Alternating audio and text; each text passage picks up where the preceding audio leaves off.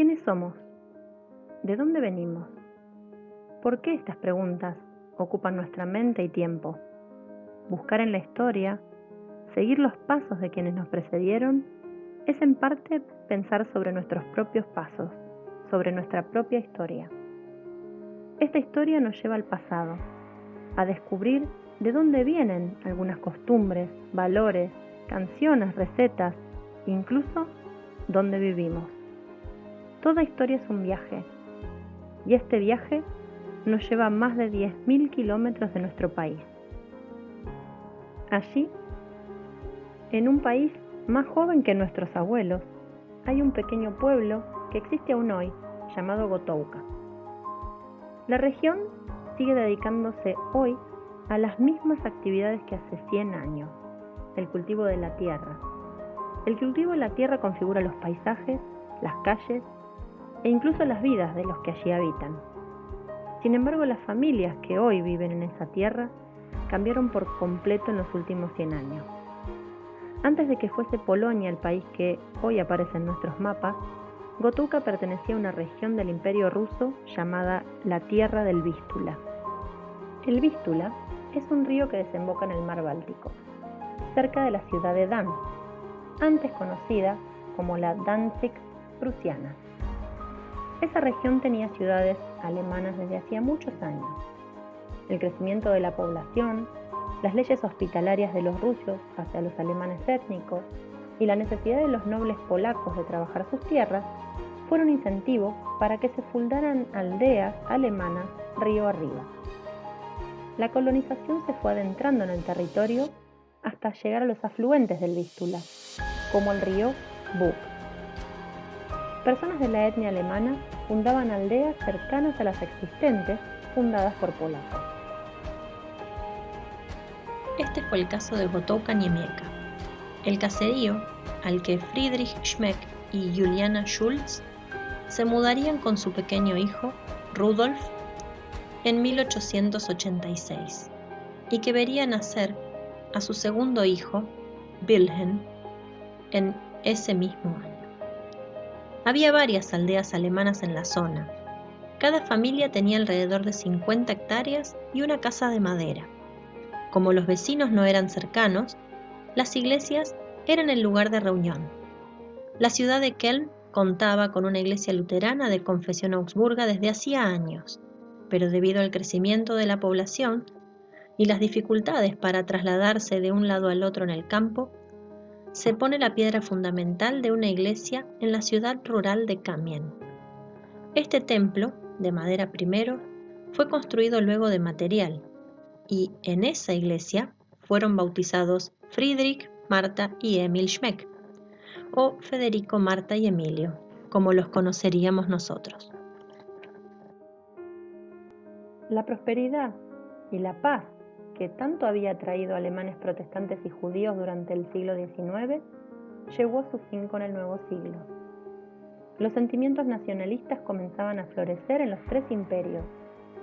Los tres imperios más importantes de Europa, el prusiano, el ruso y el austrohúngaro, exigían lealtad de sus ciudadanos. Las libertades de idioma en educación, documentos oficiales y liturgia se fueron acabando. Así, para cuando la Guerra Mundial estalló en 1914, Wilhelm Schmeck debió ir al frente a defender al Imperio ruso y demostrar su lealtad, con 28 años y sin experiencia militar.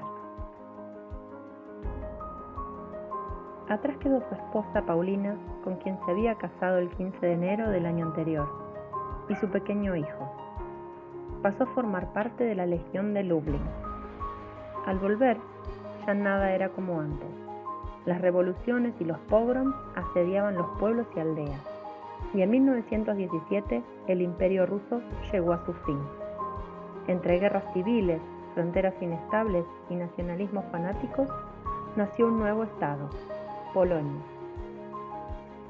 Polonia era un estado joven, pero con un territorio de larga historia de invasiones. Los polacos, por fin al mando de su propio estado después de siglos, iniciaron un proceso de polaquización. Querían conformar una nación polaca. con población polaca, dispuestas a ser polaca. Así todos los documentos oficiales que habían estado en ruso o alemán pasarían a estar en polaco de ahora en más.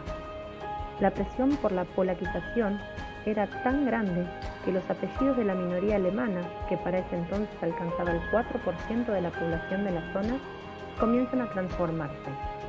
Encontramos registros en las escuelas del voivodato de Lublin con apellidos como Müllerowa o Germanowska.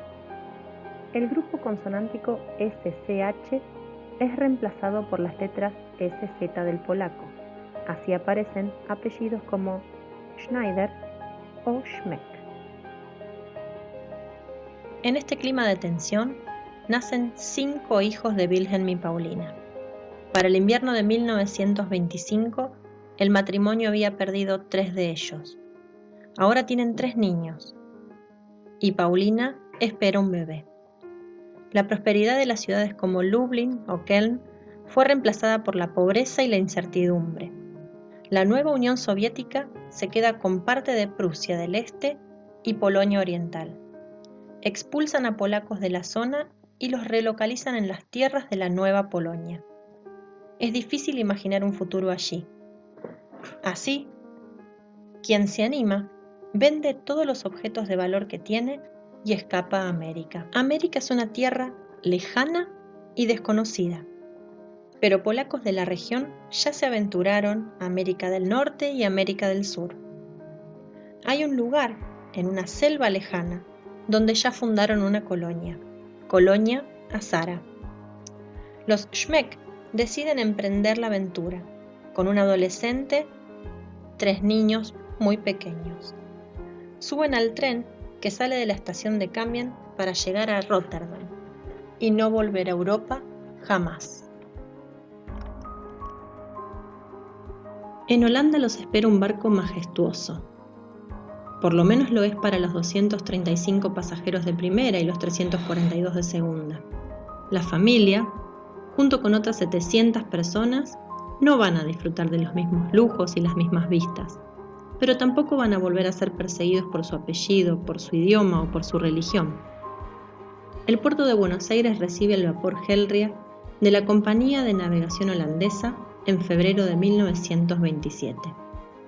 Después de algunos días en el Hotel de los Inmigrantes, subirían por el río Paraná. En Rosario, bajaría un primo de Wilhelm, todavía soltero, a formar una nueva vida. Wilhelm, Paulina y sus niños seguirían hasta el territorio nacional de las Misiones, a volver a empezar, a dejar las 4 décadas de su vida atrás y empezar una nueva historia. Atrás, en la tierra de Colmer, quedarían hermanos, primos, sobrinos, amigos, que en 1940 volverían a sufrir la persecución y la relocalización. El tiempo diría que venir a Argentina fue la mejor opción, pero esa es otra historia. En esta nueva tierra encontrarían la libertad para ser quienes quisieran ser, para educar a sus hijos manteniendo sus tradiciones, pero incorporando otras nuevas. Argentina sería la tierra donde por primera vez en 2 siglos permanecerían por más de una generación.